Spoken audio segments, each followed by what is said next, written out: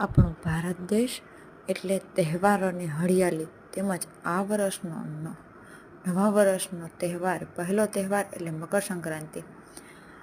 આ દિવસે છોકરાઓ પતંગ ચગાવે છે અને લૂંટે છે, અને પતંગ ચગાવવાની અને લૂંટવાની એક અનોખી જ મજા હોય છે. જે લોકો પતંગ ચગાવતા હોય તે લોકોને વધુ ખ્યાલ અને અનુભવ હોય છે. નાના બાળકો લાણીઓ લેવા જાય છે, અને તેમજ મોટા વડીલો એ મમરાના લાડુ, માંડવી પાક, તલના લાડુ, ચોકલેટ, બિસ્કીટ, રેવડી વગેરે જેવો અનેક પ્રકારનો નાસ્તો નાના નાના બાળકોને લાણીઓ કરતા હોય છે. તેમજ બાળકોને તેમના અને પક્ષીઓના બંનેનું ધ્યાન રાખવાનું અને સાવચેતીપૂર્વક પતંગ ચગાવવાનું કહેતા હોય છે. તો આપણે લોકોએ વડીલોનું માનવું જોઈએ અને તેની સલાહ મુજબ આપણું અને